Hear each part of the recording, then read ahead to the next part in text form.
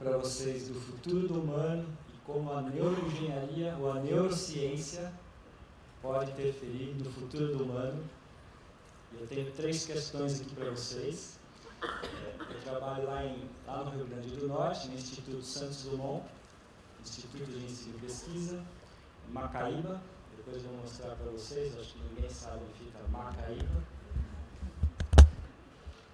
E dentro da neuroengenharia, como nós podemos abordar mudanças que refletem ou que refletirão no futuro do humano. Então, quando sairmos daqui hoje, pensarmos nesses 3 itens que eu vou colocar aqui para vocês, em relação ao futuro do humano. Pesquisa, educação e, terceiro, pessoas. A primeira demonstração de uma interface entre um cérebro de um roedor e um braço robótico foi essa. O animal apertava uma alavanca e essa alavanca fazia o movimento de uma outra alavanca para trazer água.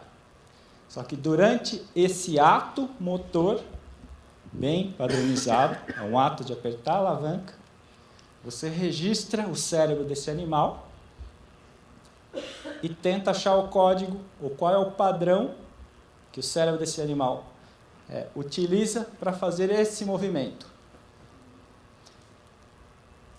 Qual é o passo seguinte? Você pega a informação do cérebro desse animal, passa agora para o computador e agora faz o braço se mexer a partir dos sinais do cérebro do roedor. E o que o roedor, a gente não pode perguntar para o rato se ele está sentindo ou não, mas o que o roedor passa a fazer depois de um tempo? De alguma forma, ele percebe que ele não precisa ir lá na alavanca com a mão dele para trazer o braço robótico com a água. De alguma forma ele percebe que, opa, eu penso, a alavanca vem, então eu não preciso mais me mexer. Isso seria uma maravilha para quem fica lá no sofá só no controle remoto. Né? Só pensa e vai trocando o canal.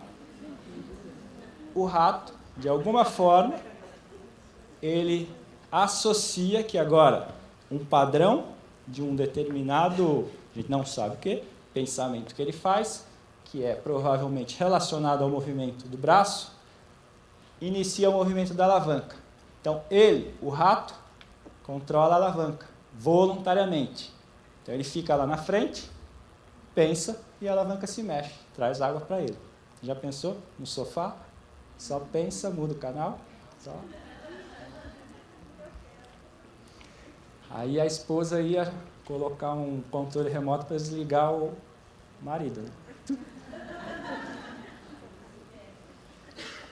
Isso foi em 1999, então não faz muito tempo. Agora, mais recentemente, então com o roedor e agora com o macaco. O macaco, mesma coisa. Eletrodos implantados em áreas relacionadas ao movimento, ao controle do movimento. Implanta esses eletrodos. Registra essas áreas no cérebro durante o movimento. Então, o macaco, ele aprende a jogar como se fosse um videogame, ele tem que deslocar esse disco em cima do outro disco. E ele faz isso por meio de uma alavanca. Então ele aprende isso muito fácil. Toda vez que ele coloca esse disco em cima do outro disco, o disco verde sobe e ele ganha um pouco de suco. Então ele aprende que toda vez que ele colocar a alavanca, deslocar um disco menor sobre o disco maior, ele ganha suco. Ele faz isso repetidas vezes, você registra a atividade do cérebro dele e agora você tenta achar o código ou padrão neural que representa aquele movimento. E aí, de novo, você joga essa informação para um braço robótico. Aqui é o braço do animal, segurando um joystick, e a informação do cérebro dele vem para esse braço robótico. E aqui o jogo, o disco menor, e vai aparecer o disco maior. Então ele faz isso repetidas vezes, você registra. E aí, de novo, o macaco percebeu que ele não precisa fazer movimento com o braço dele para ele ganhar suco. Ele fica com o braço parado e continua controlando, jogando o jogo. Com o sinal do cérebro dele, ele consegue controlar o jogo. Ele continua jogando, só que agora ele coloca o braço em outros lugares. Então essa fase é o que normalmente acredita-se que ocorra no sistema nervoso daquele organismo, a incorporação de um objeto externo. Então, aquele objeto externo passa a fazer parte do organismo. Ele incorporou o organismo, quer dizer, o objeto externo, ou a interface. Então, ele está controlando como parte do corpo dela. Então, o macaco agora ele pode coçar as costas, fazer outras coisas e continuar jogando. É como se ele tivesse um terceiro braço. Muita ficção científica? Não. Multitarefa.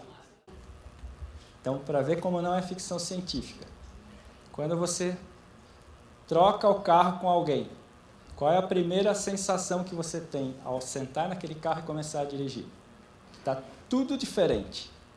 Então, quando você está com o seu carro, você sabe exatamente, tudo está no lugar, você consegue sentir o asfalto, a textura do asfalto, por meio do volante.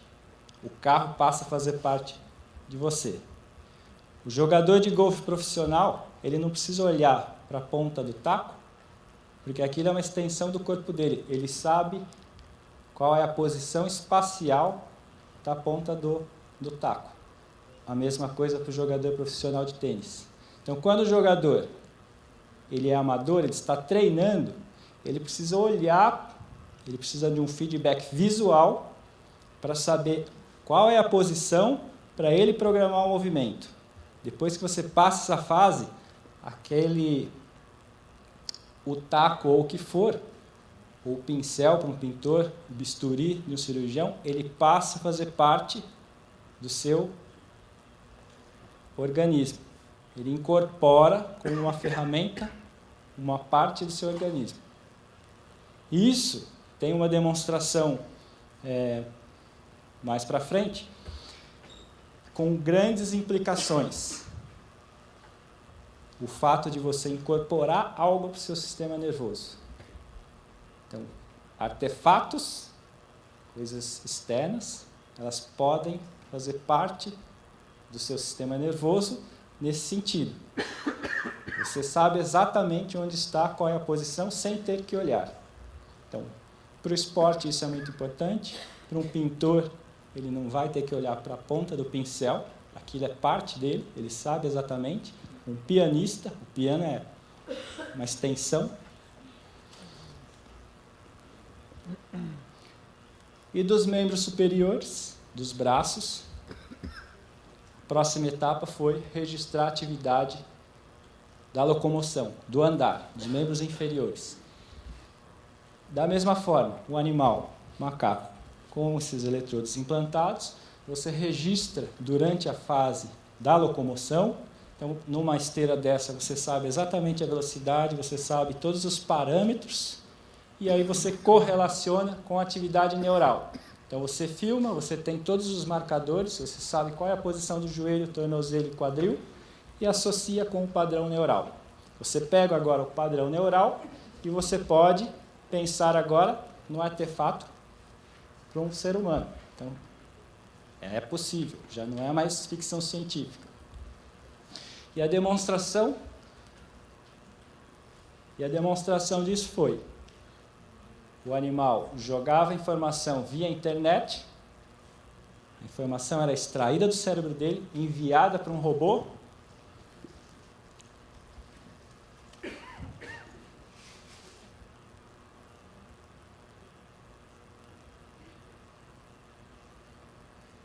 e o robô também deambulava, também andava. Esse robô, ele estava em um monitor na frente do macaco. Só que o robô estava no Japão e o macaco estava nos Estados Unidos. E o macaco, enquanto ele conseguia fazer com que o robô andasse, ele tinha que enviar uns padrões adequados para fazer o robô andar. Enquanto ele conseguia ver no monitor o robô andando, ele recebia suco. Então ele estava andando, recebendo suco. Aí uma hora ele para, o robô para. Aí ele volta a andar, volta a receber suco. Aí, de novo, ele começou a perceber que ele não precisa andar para fazer o robô andar. Ele pode ficar parado e controlar com o cérebro. E o robô anda. E o robô passa a andar e o macaco fica parado ganhando suco. Então, essa foi a interface para as pernas, membros inferiores. E aqui, então, interface para os braços. Funcionou nos macacos. Interface para as pernas. Funcionou. Então, nesses dois casos, é a informação extraída do seu cérebro e enviada para um artefato externo, para executar um movimento, certo? Só que é importante você sentir. Você já tiver aquela sensação de formigamento quando fica muito tempo sentado sobre as pernas? Que você perde a sensibilidade, ela fica formigando. Você tenta andar, o que acontece? Você não consegue andar, mas você consegue enviar o comando motor, como se você estivesse enviando informação, o seu comando motor para o músculo, sua perna vai se mexer.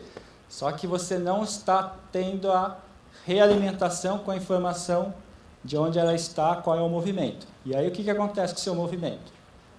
Fica todo estranho, você não consegue nem andar. Normalmente você para, porque senão você cai. Então, sem essa informação sensorial, seu organismo perde a referência.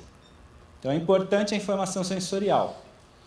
E aqui, nesse artigo, foi justamente, nessa pesquisa, foi a exploração de se era possível enviar agora uma informação sensorial direto para o cérebro do animal, com microestimulação. Então, não é novidade, já desde a Segunda Guerra, que cirurgiões faziam estimulações no córtex, no cérebro da pessoa, e ela referia: minha mão está formigando, estou sentindo alguma coisa na minha mão, com essas microestimulações. É a mesma coisa, você faz microestimulação, só que agora com conhecimento em neuroanatomia, em determinadas áreas referentes à sensação, a esse tato. E aí o macaco ele é treinado a tocar objetos virtuais e a sentir isso.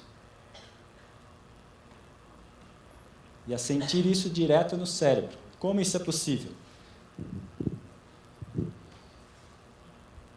Um voluntário. Não tem o eletrodo. Um voluntário.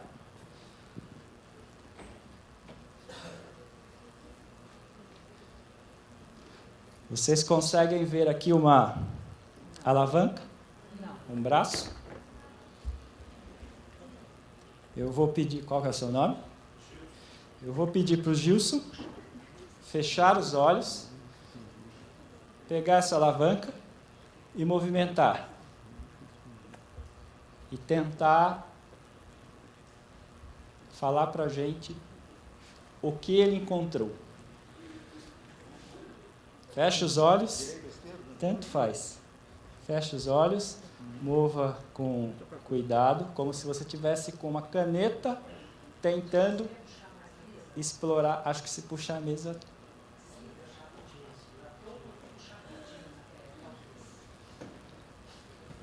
Fecha os olhos.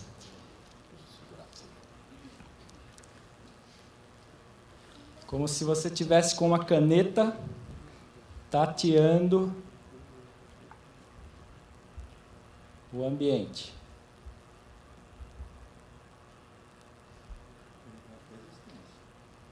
Você encontra resistência, mas o que mais?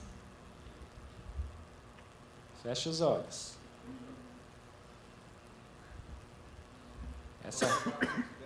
Pode. Essa resistência tem formato? Tem uma forma? Parece que tem como se tivesse Pode. faces assim, arestas. Pode explorar. Pode explorar aqui.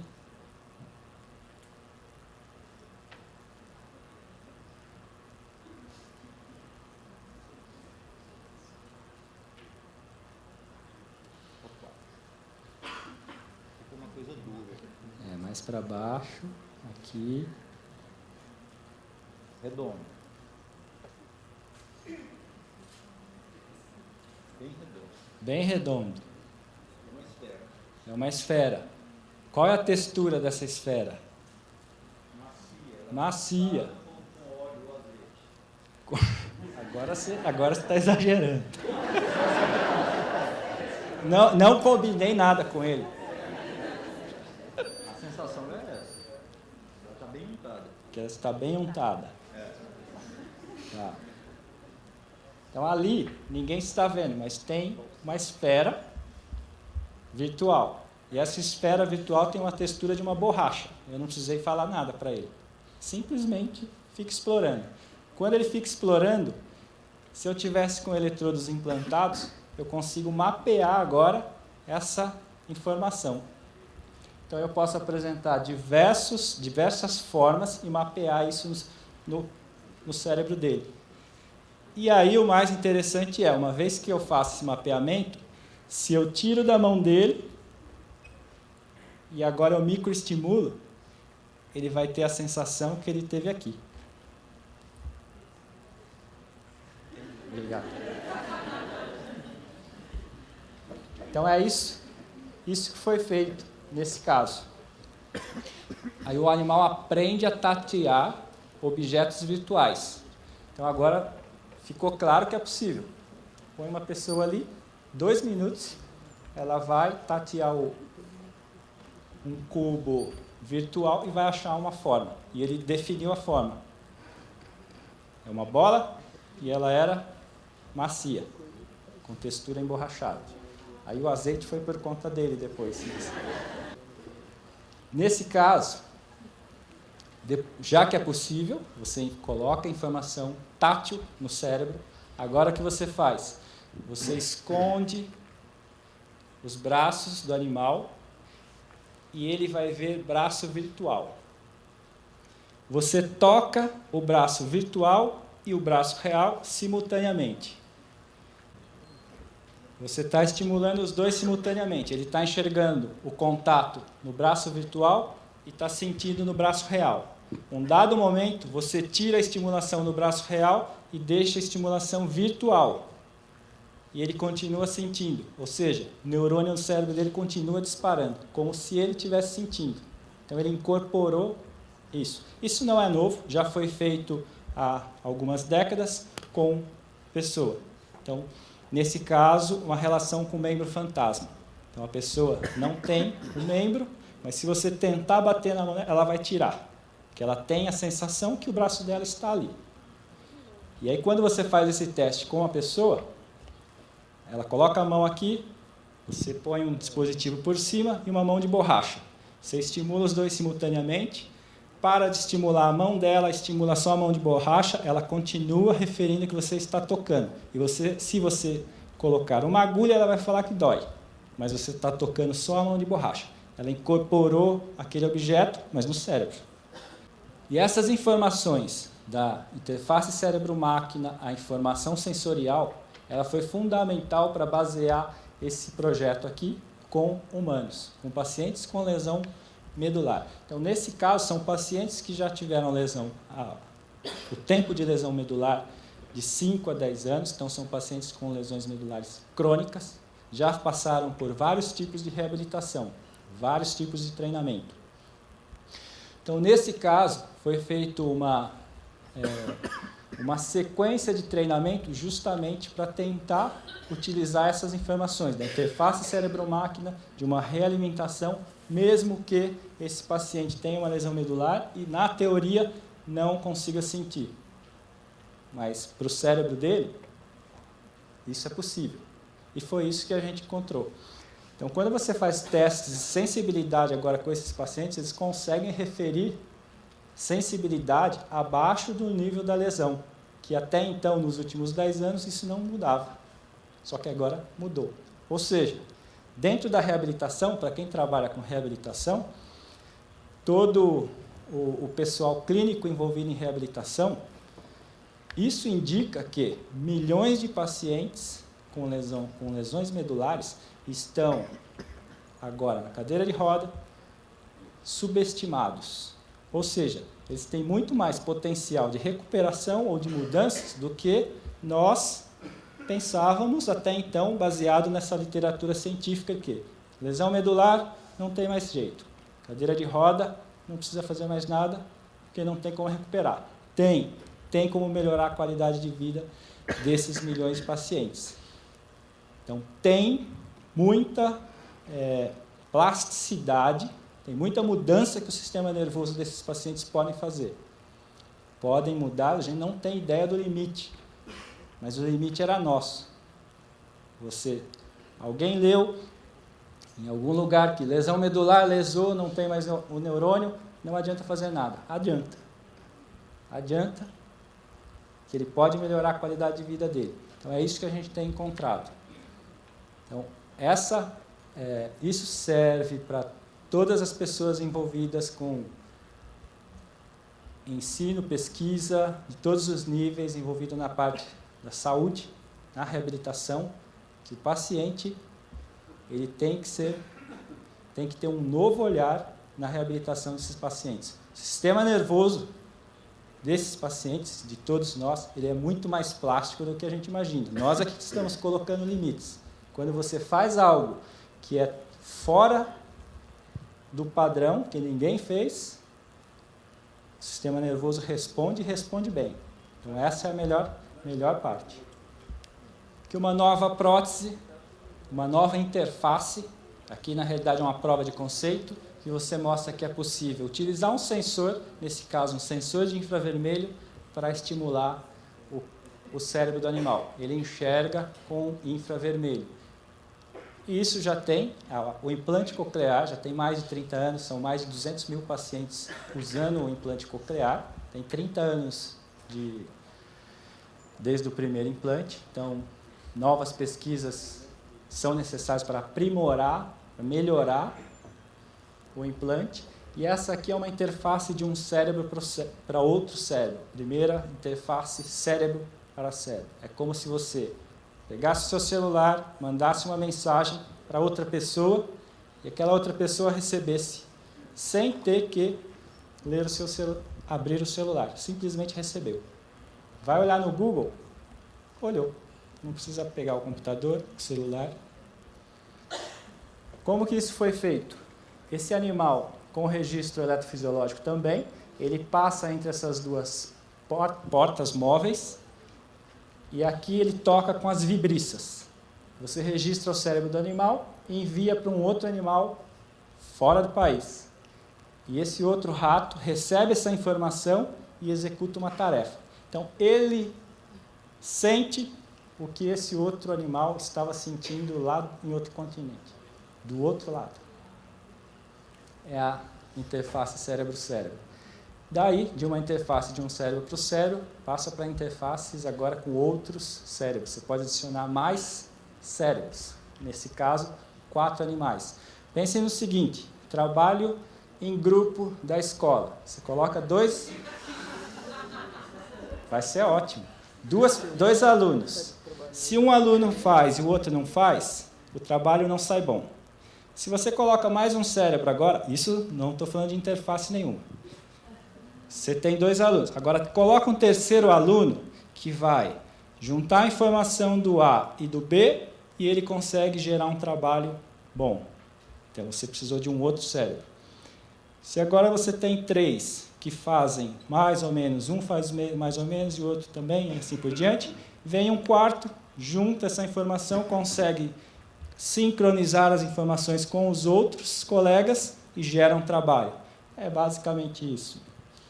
Então, você consegue dividir informações entre os cérebros e pensar e transformar isso num conjunto. Então, quando o trabalho em grupo tem essa sincronia entre os alunos, isso é nítido. O trabalho sai um trabalho homogêneo. Quando isso não acontece, o trabalho fica fragmentado. E aí precisa de um outro cérebro, um terceiro aluno, para trabalhar um pouco aquele material para chegar num projeto. E isso é o que você quer com esses alunos para que eles aprendam. Então, na realidade, se você tem uma interface que você comunica vários cérebros, você pode estimular o aprendizado. Mesma coisa aqui com macacos. Vou um pouquinho mais rápido só para passar. Aqui uma outra interface, foi a primeira demonstração de um modelo de Parkinson em roedor. Então, esse roedor aqui é um modelo de Parkinson. Ele fica parado como um paciente de Parkinson. E o padrão do cérebro do Parkinson é ter uma determinada frequência, um predomínio de uma oscilação cerebral. E aí qual foi a ideia? Faz uma estimulação elétrica, e aí essa estimulação elétrica quebra esse predomínio e o animal começa a se mexer. Aqui está desligado. O animal sabe que aqui tem água, mas ele não consegue ir, ele sabe. A estimulação ligou, é a estimulação na medula, são eletrodos implantados na medula, você liga a estimulação, ele começa a executar o movimento.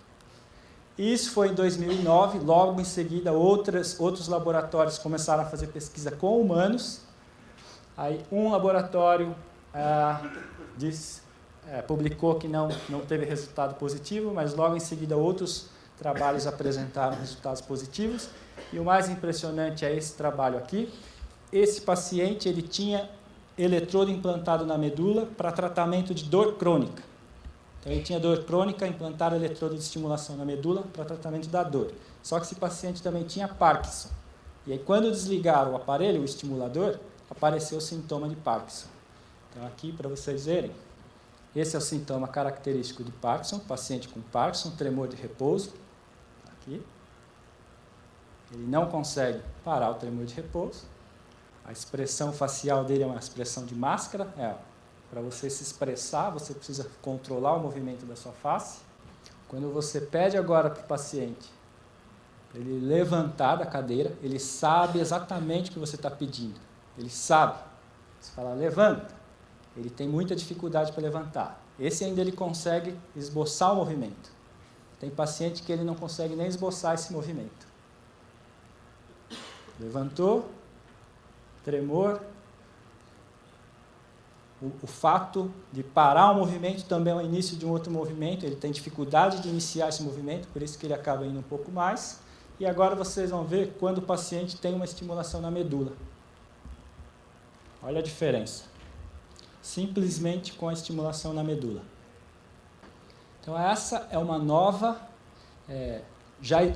a estimulação medular já existe, mas é uma nova aplicação para milhões de pacientes com Parkinson. E mais recentemente, o ano passado, saiu um artigo lá de um dos nossos alunos, um aluno de doutorado, a estimulação medular em macacos, também demonstrando isso. Esse artigo foi feito totalmente lá em Macaíba, não sei se vocês viram, vou pular.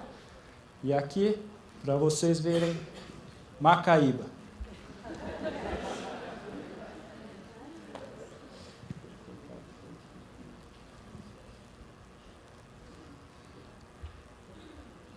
Quem não sabe onde fica Macaíba, estamos aqui ao lado de Natal, belas praias, belas dunas, se alguém quiser visitar. Aqui é o nosso prédio. Esse é o prédio de educação sendo construído e o prédio de pesquisa. Esse prédio da educação, a educação aqui vai ser do berçário ao ensino médio.